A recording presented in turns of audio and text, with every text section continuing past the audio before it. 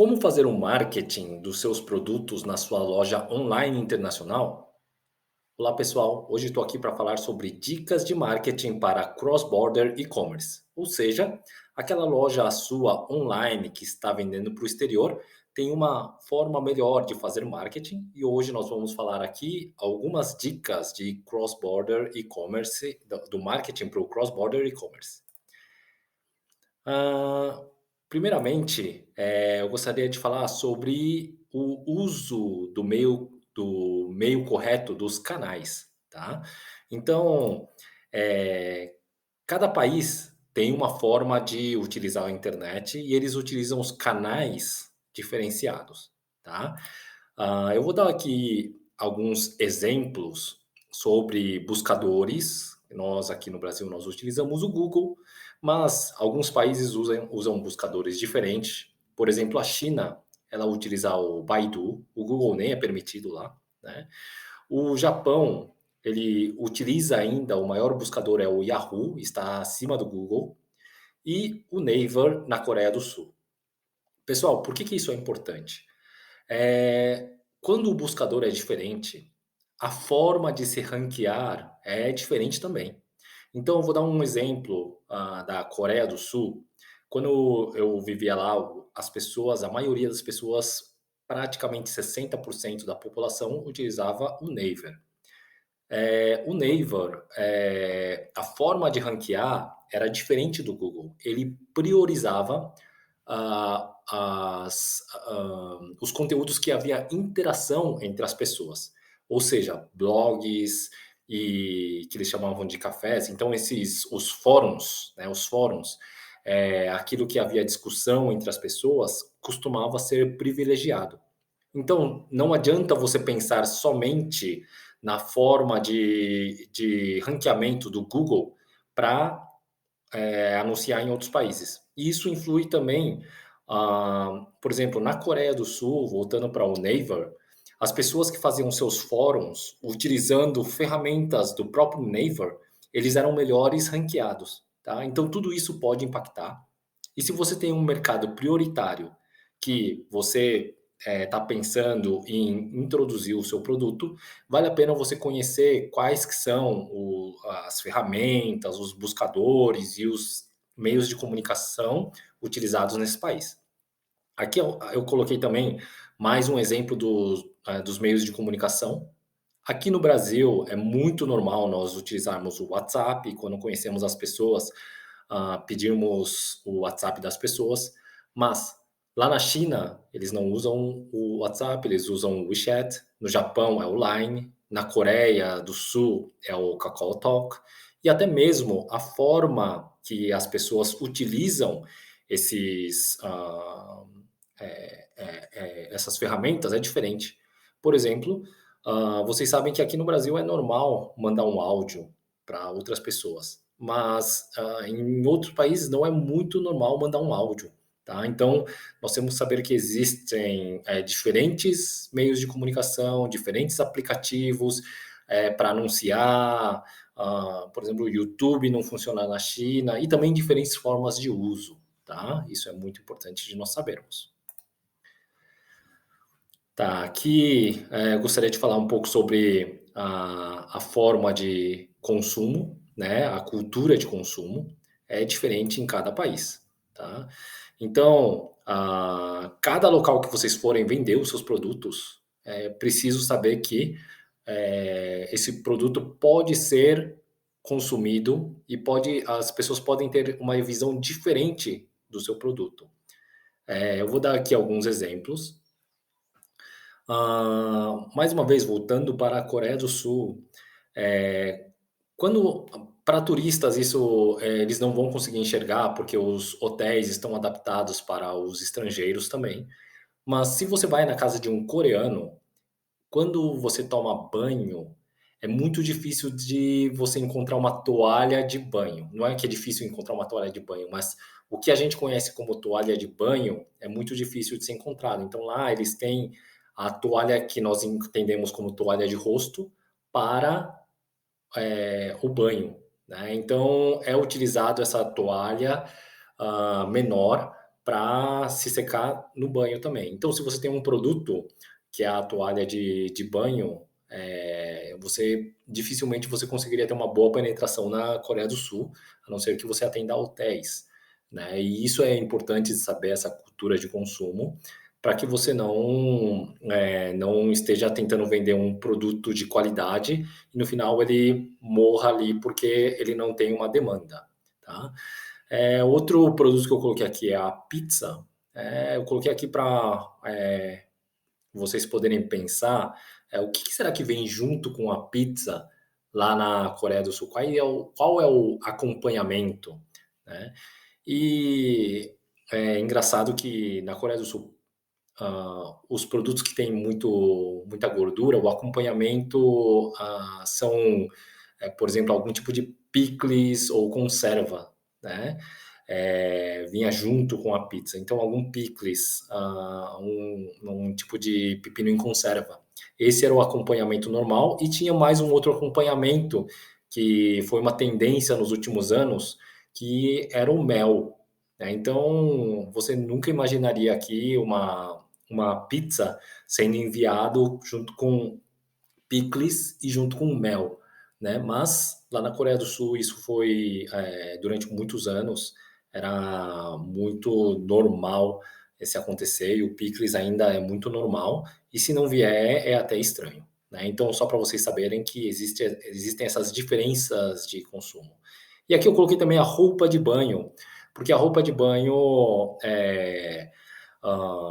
uma vez eu ajudei até a fazer um estudo para uma empresa que vendia roupas de banho, mas aqui no Brasil é bem normal nós utilizarmos a roupa de banho, principalmente as mulheres utilizarem biquíni em qualquer faixa etária e mostrando o corpo, mas lá na Coreia do Sul, e inclusive no Japão, existe uma tendência a não mostrar tanto o corpo.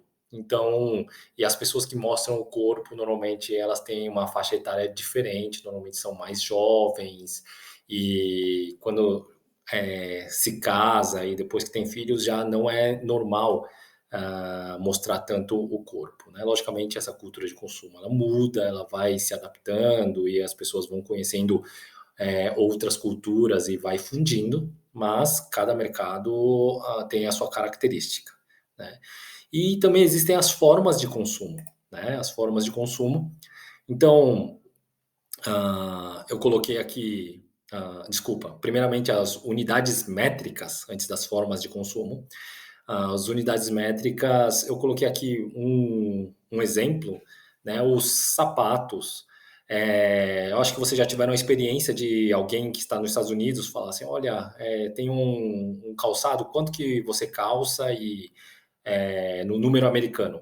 Isso parece ser uma coisa simples, mas dificilmente as pessoas sabem responder de bate-pronto, né? E a gente normalmente tem que olhar na etiqueta do nosso sapato para conseguir acertar qual que é a nossa medida nos Estados Unidos.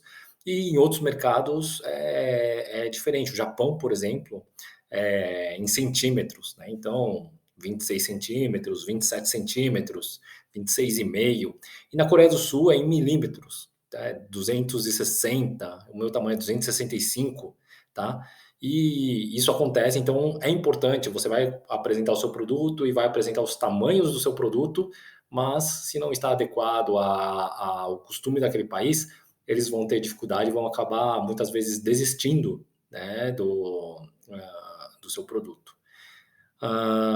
E aqui também, falando um pouco sobre roupas, né? Eu já vi que aqui, principalmente no Brasil, as roupas infantis, às vezes tinha descrição por faixa etária, tá?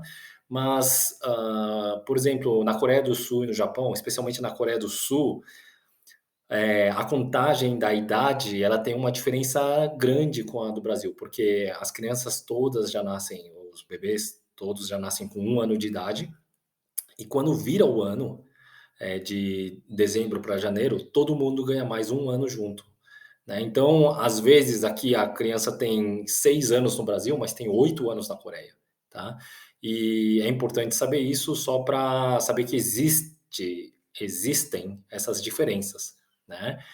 Isso é um fato muito curioso, mas é até legal se alguém tiver mais, diferenças aí que já encontraram durante esses tempos, por favor, coloque aqui no comentário, eu acho excelente, eu acho muito bacana, essas diferenças, e eu gostaria de escutar de vocês também. E agora partindo para as formas de consumo, tá, eu coloquei aqui um exemplo da própolis, né, então, no Brasil, a própolis é consumida normalmente em spray ou em gotas, né. Mas quando a gente vai para a Ásia, no Japão, por exemplo, você pode achar muitas vezes em cápsulas ou aqui no Brasil também se acha, mas na pasta de dente encontra-se muito, em alguns outros produtos, tá.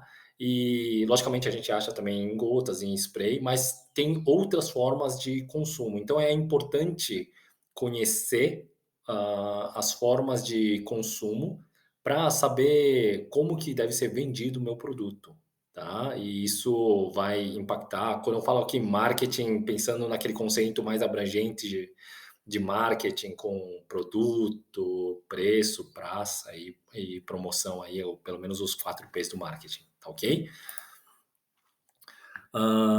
Agora passando para um outro conceito aqui, o USP, né, o Unique Selling Proposition, que é a razão ou diferencial do meu produto para a venda. Então aqui eu coloquei de propósito uma mocinha comendo um açaí.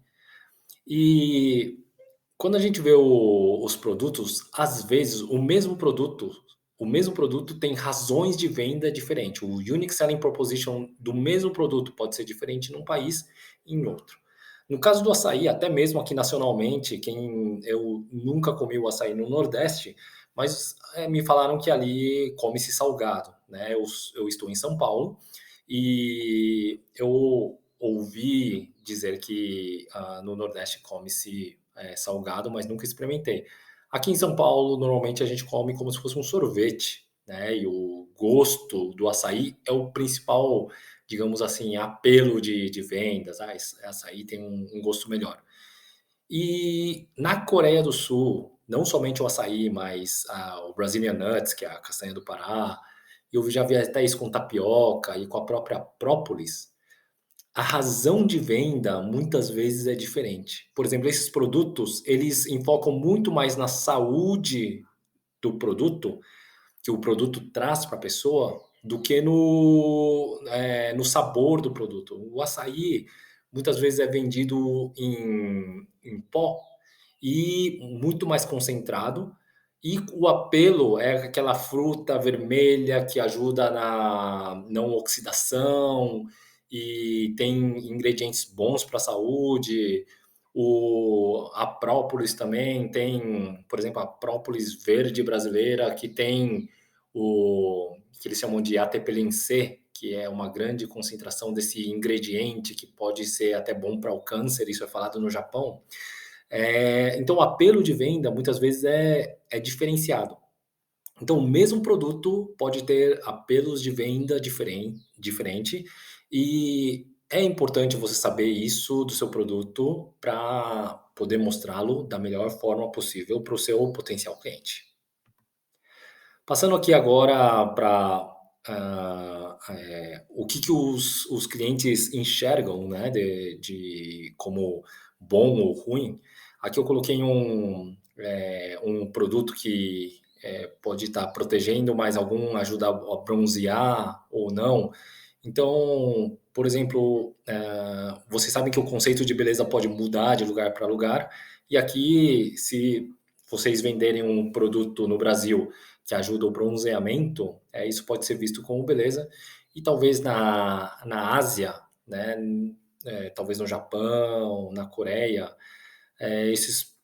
existe essa diferença de ver o que é a beleza, né? Então ali a tendência, a tendência pelo menos da maioria do povo é enxergar que se você está menos queimado, isso é um pouco mais bonito, né? Então, é importante ter o conhecimento aí da área para que você possa vender a coisa certa para o seu cliente. Talvez ah, ah, ah, o mesmo produto, um esteja mais